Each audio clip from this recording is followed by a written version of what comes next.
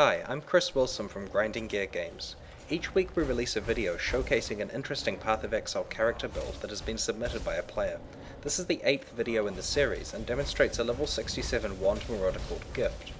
The player who put together this build explains that his primary design goal was to build a character that would be good at attacking with a wand. He notes that because he's playing hardcore, this build provides great defense because he has the advantage of being able to attack from a distance while also wearing a shield, which even bow characters do not get. The primary wand attacks that this character uses are Frenzy and Power Siphon. Frenzy is linked with greater multiple projectiles and life gain on hit. This makes it useful for ramping up frenzy charges and for gaining life quickly. Power Siphon is the main damage dealing skill and outright kills monsters that are low on life due to its culling strike property. It causes them to gain a power charge for each monster killed. With the Enduring Cry skill, he's able to max out all the different charge types relatively easily. The player who built this character comments that he enjoys playing in groups, and the Conduit Keystone was very close to his other passive skills, so he picked it up. With this Keystone passive, the aforementioned charges are shared with his party. Because wand attacks are projectiles, this build synergizes very well with the projectile weakness curse. Not only does it increase the damage that his wand attacks do, but it gives them a chance to pierce and knock enemies back. The other active skill that this build relies on in high level content is Raise Zombie, which pulls attention away from the character.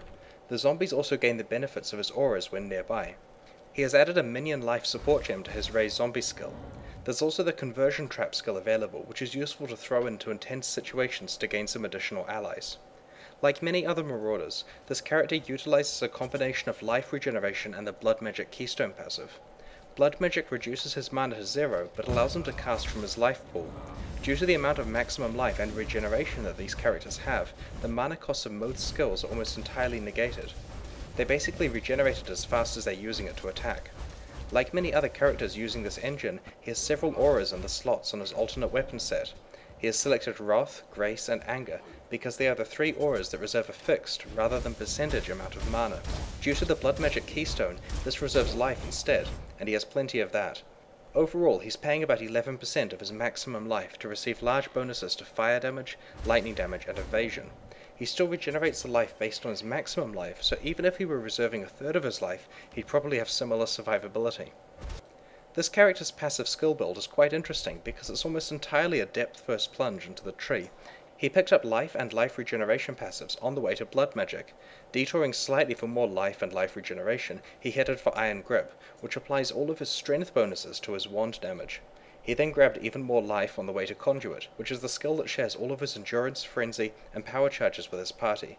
He then headed north into Witch territory, grabbing wand passives, more life, and minion instability. This keystone makes his zombies explode when they get low on life. The minion life support gem that he has associated with the skill further increases the damage these explosions deal. He's at a stage now where he can get to the big cluster of wand passives within about 4 levels, as he continues to complete the endgame content. The previous area was a little too easy, so I'm going to demonstrate this character in an endgame map area. This level 61 mountain ledge map looks difficult enough. Both of its mods make it harder.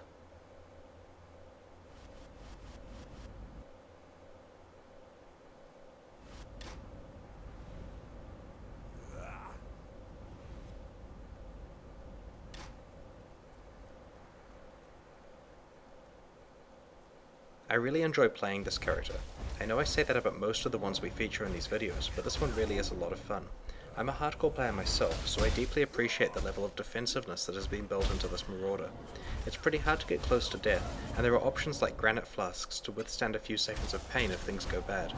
Its kill speed is pretty good considering this is a level 61 map area with mods, and I'm sure a more skilled player could do better than I am in this video. The thing that I like most about this character though is its role in a party. Although I'm not demonstrating party play here, the Conduit Keystone passive means that every charge the character gets also applies to his party members. This is a big deal because the charges provide a lot of attack speed, critical strike chance, and damage reduction. While being a very capable solo character, this is one you definitely want to have in your party when doing maps in hardcore. I imagine that it's a lot of fun to play in those situations as well. Path of Exile is currently in closed beta. If you'd like to play it before it enters open beta later this year, please buy a supporter pack from pathofexile.com. If you've built a character you'd like us to feature in one of these videos, just let us know on the forums. If you enjoyed this video, please subscribe to our YouTube channel and consider following us on Twitter and Facebook. Thanks very much.